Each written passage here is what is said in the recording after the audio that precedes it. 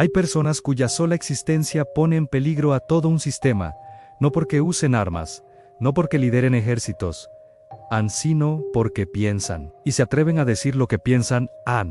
En el siglo XIX, Estados Unidos construyó su riqueza sobre una mentira cuidadosamente protegida, que millones de seres humanos, nacidos en esclavitud, eran, por naturaleza, inferiores a. Pero entonces, apareció un hombre que lo rompió todo, un hombre nacido sin apellido, sin fecha de nacimiento, sin derecho a leer, que terminó hablando mejor que presidentes, escribiendo mejor que académicos y pensando más claro que quienes decían ser sus dueños.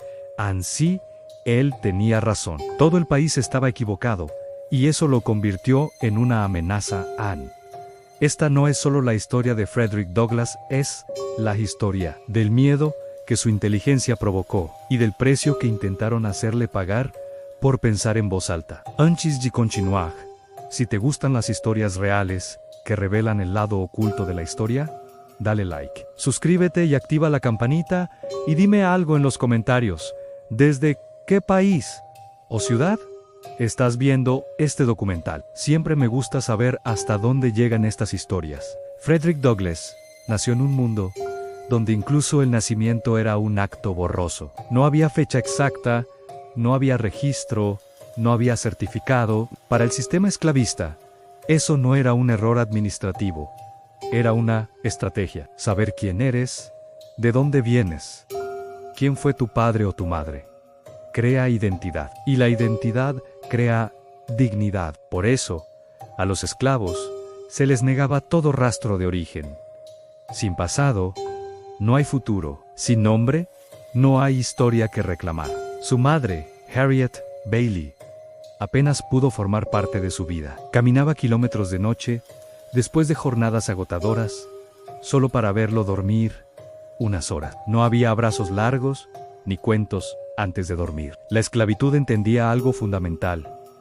Los lazos emocionales hacen fuerte al ser humano. Por eso, se rompían. Cuando Frederick fue separado de ella, siendo niño, no hubo despedida, ni explicación. Solo una ausencia que se volvió normal demasiado pronto. Desde pequeño, aprendió que el abandono no era personal, sino estructural.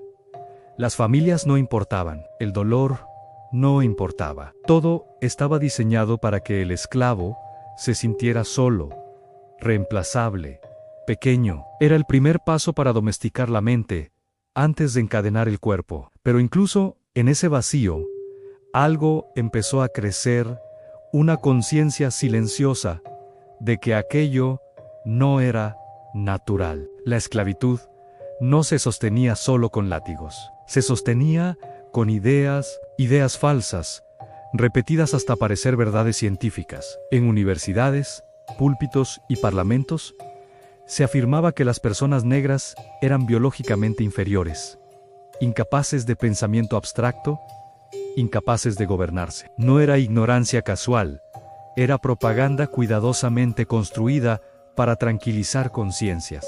Por eso, enseñar a leer a un esclavo era ilegal, no mal visto, no peligroso ni ilegal.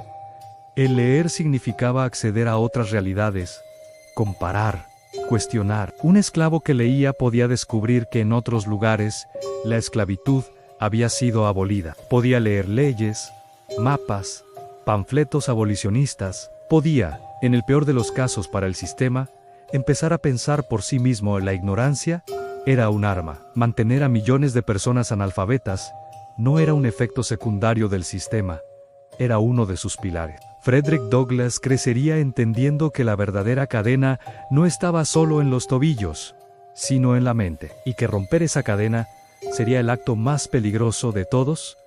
Cuando Frederick fue enviado a Baltimore, siendo niño, algo cambió. Por primera vez, vio una ciudad donde existían personas negras libres. No eran ricas, no eran poderosas, pero caminaban sin pedir permiso. Esa sola imagen ya era una grieta en la mentira que le habían contado toda su vida. En esa casa ocurrió el momento clave. La esposa de su amo, sin entender el peligro, empezó a enseñarle el alfabeto en letras, en sonidos, en palabras, en algo aparentemente pequeño, pero explosivo. Frederick no solo aprendía rápido, absorbía cada concepto como si su vida dependiera de ello, porque, en el fondo, dependía. El día que el amo descubrió esas lecciones, reaccionó con miedo, no con ira. Dijo algo que Frederick jamás olvidaría: si aprende a leer, nunca podrá ser esclavo. En ese instante, el niño entendió una verdad brutal y poderosa. La educación no era solo conocimiento, era libertad. Y si tanto la temían, entonces era exactamente lo que necesitaba. Desde ese momento, aprender se convirtió en una operación clandestina. Frederick intercambiaba pan por lecciones con niños blancos pobres. Usaba el suelo, las paredes, la madera de los astilleros como pizarras improvisadas. Cada palabra aprendida era un acto de rebelión silenciosa. Anne consiguió libros desechados, discursos políticos, textos de Red, Richa, leyó sobre derechos naturales Sabara Tirán, sobre libertad. No solo aprendió a leer, aprendió a pensar, a argumentar, a desmontar ideas. Descubrió que los argumentos a favor de la esclavitud eran frágiles, ilógicos, sostenidos solo por la violencia. Pero el conocimiento también trajo dolor. Saber lo que podría ser su vida hizo más insoportable lo que era. La ignorancia anestesia, la educación despierta. Frederick empezó a entender que la esclavitud no era su destino, sino una imposición. Y una vez que esa idea se instala, ya no puede ser borrada. Anne, al regresar al campo, su nueva forma de pensar lo convirtió en un problema. No morera, sumiso, no bajaba la mirada, no aceptaba su condición con docilidad.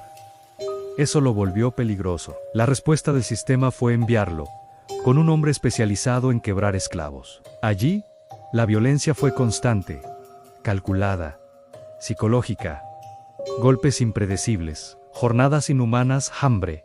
Exhausto, Frederick estuvo cerca de perderse a sí mismo. El objetivo era, claro, reducirlo a algo que obedeciera sin pensar. Borrar al lector, al pensador, al hombre. Durante meses, la esclavitud casi lo logra. Pero algo resistió, algo que no pudieron arrancar, a golpes. Porque una mente que ha probado el conocimiento ya no vuelve atrás del todo. Y ese conflicto interno estaba a punto de estallar en un momento decisivo. El punto de quiebre no llegó con un discurso, ni con una huida, sino con un acto primitivo en resistir. Un día, agotado, enfermo y al borde del colapso, Frederick Douglass fue atacado nuevamente por el hombre encargado de quebrarlo. Esta vez, algo distinto ocurrió.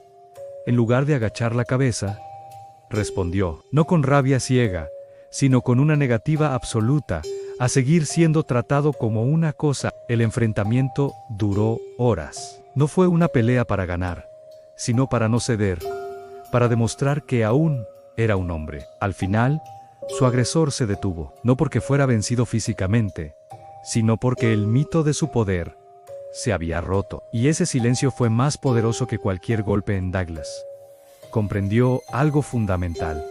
El control de la esclavitud dependía tanto del miedo como de la fuerza. Al perder el miedo, aunque fuera una sola vez, recuperó algo que creía perdido para siempre, a la conciencia plena de su propia humanidad. Tras sobrevivir a ese periodo, Frederick hizo algo aún más peligroso que resistir físicamente.